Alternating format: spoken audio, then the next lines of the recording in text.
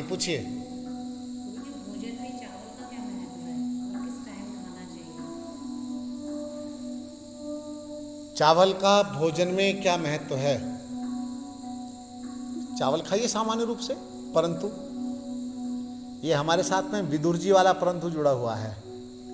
भीष्म पितामह चिढ़ जाते थे, फिर वही परंतु विदुर, तो याद आ गया होगा। तो परंतु ये देखना चाहिए कि आपके घुटनों में दर्द तो नहीं है, कमर में दर्द तो नहीं है, माताओं को वाइट डिस्चार्ज की प्रॉब्लम तो नहीं है, सर्वाइकल की समस्या तो नहीं है। अगर आप इन समस्याओं के रहते हुए चावल खाते हैं तो फिर आपके लिए वह ठीक नहीं है। अब हम क्या करते हैं कि कुछ लोग मांड उसका निकाल देते हैं चावल का। मांड हमारे लिए बहुत आवश्यक होता है, मांड हमारे लिए बहुत आवश्यक होता है, पौष्टिक होता है। हम ये सोचते हैं कि हमने चावल का मांड निकाल दिया, अब तो हम चावल खा ही सकते हैं, परंतु ऐसा नहीं है। आप अर्थराइटिस के रोग में चावल नहीं खा सकते। अगर आप चावल खाएंगे तो आपका रोग बढ़ेगा सिर्फ। यदि आपको स्वेलिंग आ रही है, शरीर में सूजन है, घुटनों में सूजन है या आपके फेस पर सूजन है, तो समझ जाइए कि आपकी किडनी का भी दोष आ गया है, या और आपके लीवर में भी, लीवर का फंक्शन पूरा काम नहीं कर रहा है। तो आपको चावल उस अवस्था में निषेध है, नहीं लेना चाहिए। और यदि आप स्वस्थ हैं, आपका पेट भी सही साफ रहता है, कोई शरीर में दर्द भी नहीं है, तो आप फिर चावल ले सकते हैं। चावल भी एक आहार है, चावल आप लीजिए, दाल के साथ में चावल का अच्छा महत्व है। और चावल बनाने का तरीका, ढंग, आप चावल में थोड़ी सी लौंग डालिए ताकि उसका दोष समाप्त हो। थोड़ी सी काली मिर्च भी डाल सकते हैं, दालचीनी डाल सकते हैं या तेज पत्ता, ऐसे डाल करके आप उसको और सुपाच्य और खाने योग्य बना सकते हैं, लेकिन अत्यधिक मसाले नहीं। तो ये इस तरह से आप चावल ले सकते हैं। और पूछिए, हो गया? चावल में जो इडली डोसा ये बनाते हैं वो, चावल में इडली डोसा मतलब उसको एक दिन भिगो करके फिर दूसरे दिन उसका ये करते हैं। अच्छा, देखो, इडली डोसा लिया जा सकता है, परंतु मैं ये कहता हूं कि अधिकारी होने चाहिए खाने के पीने के। अधिकारी कौन है? स्वास्थ्य की दृष्टि से जो व्यक्ति परफेक्ट है, जो पचाने की क्षमता रखता है, वो इडली डोसा भी खाए, कोई आपत्ति नहीं है। लेकिन पहले देखना होगा कि आपका शरीर का भार तो नहीं बढ़ रहा। अगर भार बढ़ रहा है तो फिर सतर्क हो जाइए, फिर वो आपको हानि करेगा। एक बात और देखिए कि जो इडली डोसा चावल आदि कई सारी चीज़ें लगातार ऐसे खाते हैं ना, उनका टमी बाहर आना शुरू हो जाता है। तो इसीलिए हमें अपने स्वास्थ्य को देखते हुए और उचित मात्रा में कितना लेना चाहिए, कितना नहीं लेना चाहिए, इस विवेक के साथ में हमको सेवन करना चाहिए। अब दो चीजें हैं। एक तो पहाड़ों पर रहने वालों का जीवन,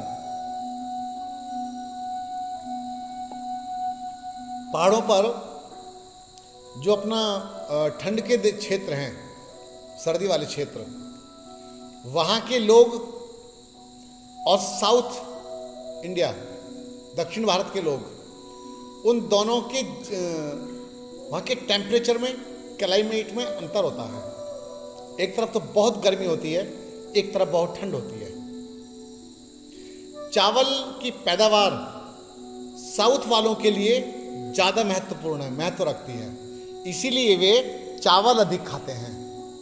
क्यों? चावल होता है ठंडा, ठंडा होने के नाते गर्म प्रदेश में वो चीज़ खाई जाएगी तो आपका संतुलन बना रहेगा।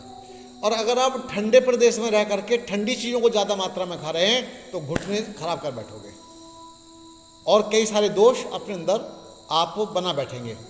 तो इसीलिए हमारे भारत में जिन प्रांतों में, जिन क्षेत्रों में जिस फसल की, जिस चीज़ की पैदावार अत्यधिक मात्रा में होती है, अत्यधिक बोलता हूँ, तो समझ लेना कि वहाँ के क्लाइमेट के हिसाब से वहाँ पर वो चीज़ उपयुक्त भी होगी। जैसे हमारे जौ पहले बहुत होता था, अब तो जौ कम कर दिया लोगों ने, बोना ही कम कर दिया है और बोते ही नहीं, थोड़े बहुत लोग बोते हैं। और सबसे बड़ी समस्या ये हो गई है कि बो भी रहे होंगे तो ऑर्गेनिक नहीं मिलता, ऑर्गेनिक नहीं, अन्न नहीं मिलता।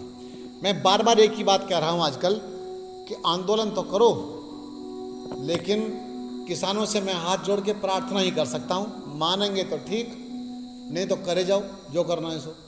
तो क्या मेरी प्रार्थना है, पूरे भारत को, देखो किसान अन्नदाता है माना जाता है। अगर मैं एक बात कड़वी कहूं तो हो सकता है किसान मुझे ढूंढते ढूंढते यहां आकर के मुझ पर लठवा जाते। क्यों? अब तो मैं कहने वाला हूं, इसलिए क्योंकि अगर मैं नहीं कहूंगा तो कौन कहेगा। किसान अन्नदाता के साथ साथ अगर मैं ये कहूं कि विषदाता भी हैं तो इसमें अतिशयोक्ति नहीं होगी। विषदाता कैसे हैं? क्योंकि जो खेतों में इतना भारी मात्रा में पेस्टिसाइड डाला जा रहा है, केमिकल डाला जा रहा है, उससे फसल के खेती के जो परत नीचे की जमीन की परतें उस तक में जहर फैल चुका है और वो अन्न फल सब्जी जो भी बोया हुआ है वो वहां से विष को चूस करके विषैला बन रहा है अन्न। और बाकी यूरिया का कितना भारी मात्रा में यूरिया डाला जाता है और कितने कीटनाशक चीज़ें डाली जाती हैं। ऑर्गेनिक खेती जो गोबर की खाद से तैयार होती थी उसके दर्शन होने बंद हो गए। तो इसीलिए जो अन्न हमको मार रहा है, हमारी जनता दुखी है। मुझे एक बात बताइए, आपको क्या लगता है सारे समाज को डॉक्टर्स ने दुखी कर रखा है क्या? सारा समाज डॉक्टर के कारण बीमार नहीं है। खाता क्या है समाज? अन्न खाता है ना। उस अन्न को खा करके, विषैले अन्न को खा के, विषैली सब्जियों को खा करके, विषैले फलों को खा करके आज हमारा सारा समाज रोगी हो चुका है। क्या मैं गलत कह रहा हूं? बताइए। हाँ, तो इसीलिए आंदोलन ये होना चाहिए कि हम अपने खेतों में किसी भी प्रकार का केमिकल नहीं डालेंगे और ऑर्गेनिक खेती करके हम समाज को शुद्ध और पवित्र अन्न देंगे।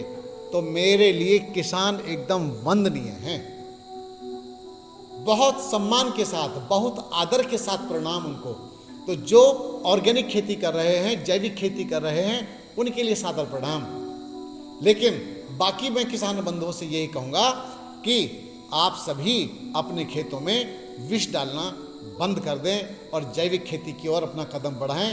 वंदे मातरम। भारत माता की जय।